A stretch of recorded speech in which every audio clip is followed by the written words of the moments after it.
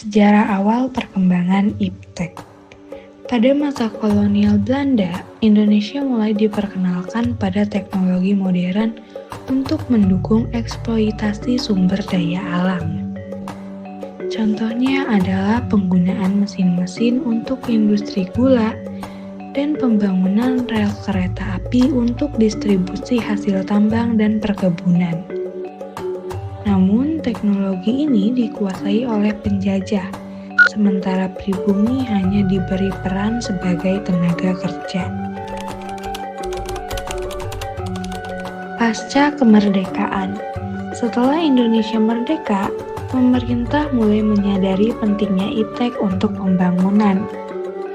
Upaya ini diwujudkan melalui pendirian lembaga penelitian seperti Lembaga Ilmu Pengetahuan Indonesia atau LIPI pada tahun 1967. Di era Soeharto, proyek besar seperti peluncuran satelit Palapa menunjukkan komitmen Indonesia dalam adopsi teknologi untuk telekomunikasi. Era reformasi hingga digitalisasi. Memasuki era reformasi dan globalisasi, perkembangan iptek di Indonesia semakin didorong oleh kemajuan teknologi informasi. Digitalisasi di berbagai sektor pendidikan, kesehatan, dan industri menjadi fokus utama. Teknologi seperti AI, Big Data, dan IoT mulai diterapkan untuk mendukung efisiensi dan inovasi. Meski begitu, masih terdapat kesenjangan digital antara daerah perkotaan dan pedesaan.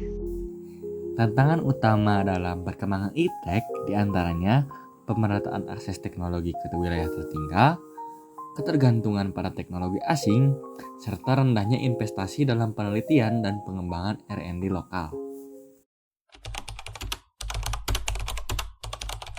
KS PT Freeport Indonesia adalah salah satu perusahaan tambang terbesar di dunia yang beroperasi di Papua. Kehadiran teknologi modern dan operasional yang menciptakan berbagai dampak positif dan negatif. Di sini ada pengaruh positifnya. Yang pertama itu ada efisiensi produksi, yaitu teknologi canggih memungkinkan eksplorasi dan eksploitasi sumber daya mineral seperti emas dan tembaga secara lebih efektif, meningkatkan produksi dan pemasukan negara melalui pajak dan royalti.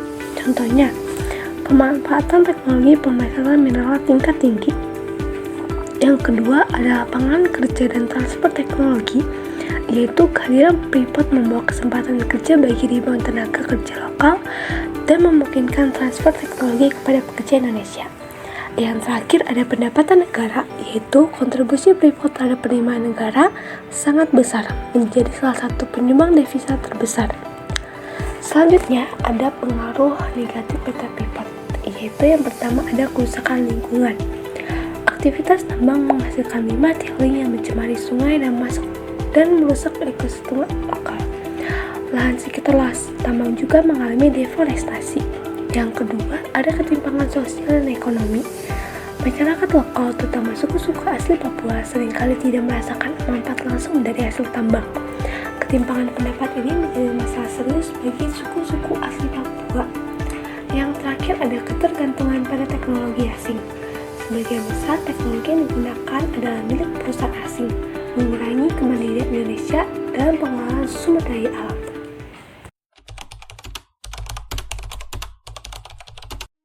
Kemajuan iptek dapat menjadi berkah atau bencana tergantung pada cara masyarakat menyikapinya.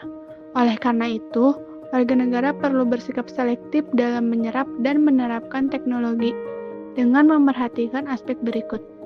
1. Keluarga. Pendidikan teknologi di rumah.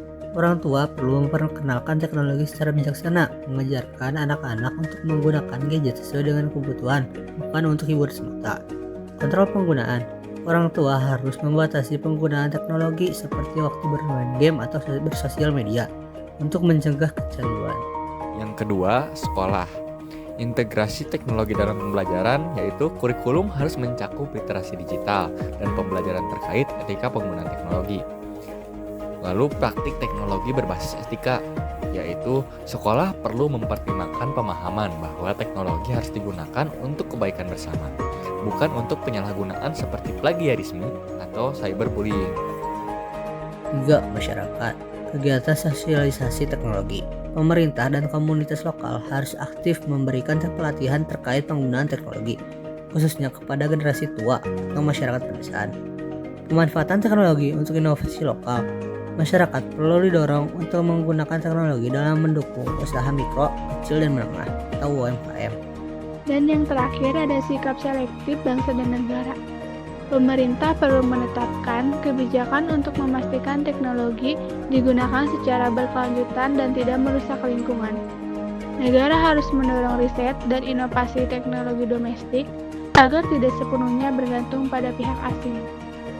Dengan memahami dampak positif dan negatif iptek, serta bersikap selektif dalam penerapannya, diharapkan Indonesia dapat memanfaatkan teknologi secara bijaksana untuk mendorong pembangunan yang berkelanjutan dan beretika.